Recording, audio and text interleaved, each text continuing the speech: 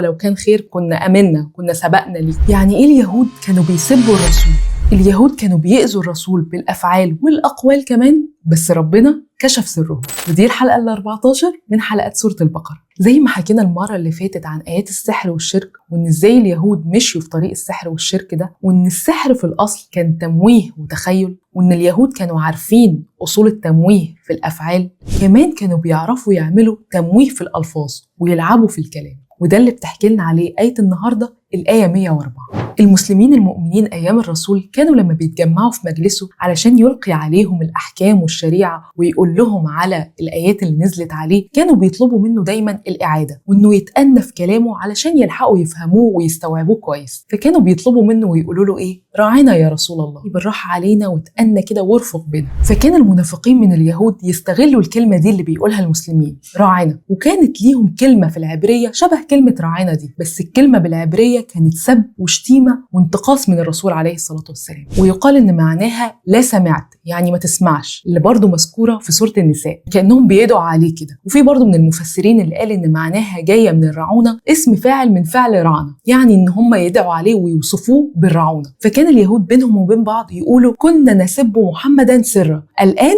أعلنا بالسب. يدخلوا بين المسلمين كده ويجوا يقولوا لسيدنا محمد راعنا سمعك يا محمد، ويضحكوا بينهم وبين بعض وهم قاصدين السب والقول القبيح والعياذ بالله. علشان تنزل الآية 104 تكشف سرهم ونواياهم الخبيثة للرسول عليه الصلاة والسلام وتبطل عملهم ده، ويكون فيها نهي وأمر مباشر للمؤمنين إن هم ما يقولوش الكلمة دي، لا تقولوا راعنا، ويستبدلوها بكلمة انظرنا. بس لو خدنا بالنا من كلمة انظرنا هتلاقيها نفس عدد حروف كلمة راعنا، بس معناها أدق أكتر بلاغة من كلمة راعنا. بيقول المفسرين إن نظر الشيء جاية من حرس عليه، يعني جاية من الحراسة، من كلمة نظر الشيء بقى محط الأنظار، يعني بقى أكثر اهتمام بيه. فيبقى المقصود بانظرنا الرفق بيهم والحرص عليهم، جاية من النظر مش من الانتظار. فتكون كده كلمة انظرنا أكثر بلاغة، ويوصلوا بيها المعنى للرسول عليه الصلاة والسلام من غير بقى ما يتحجج بيها اليهود ويستغلوها في أذى الرسول أو الانتقاص منه. وزاد كمان بعد كلمة انظرنا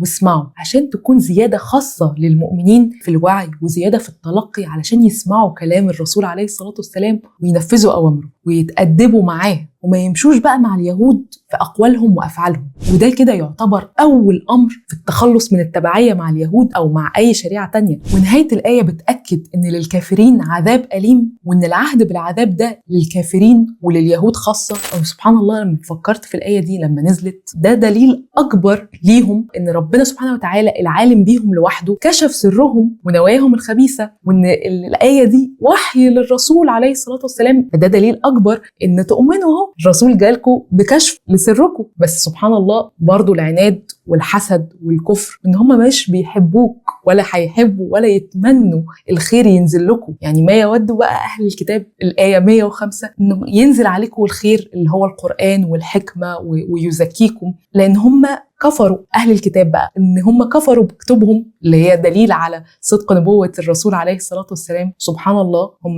ما أمنوش، فمش عايزينك أنت كمان، ولا عايزين المسلمين والمؤمنين من العرب، لا لمحمد ولا للمؤمنين، إن ينزل عليهم خير وفضل من ربنا سبحانه وتعالى. وكانت حجتهم اللي هو لو كان خير كنا آمنا، كنا سبقنا ليه. لا، والكفر والعناد والحسد تمكن منهم. وده اللي هنعرفه أكتر في آخر حلقات بقى اليهود إن شاء الله، هيبان في الآيات بشكل واضح وصريح. لو أول مرة بقى تعرفوا المعنى وتتدبروا الآيات قوي كده، اكتبوا لي في الكومنتات. تنسوش طبعا تحفظوا الفيديو وشير مع أصحابكم، خلي الكل يعرف المعنى ويتدبر ويستفيد.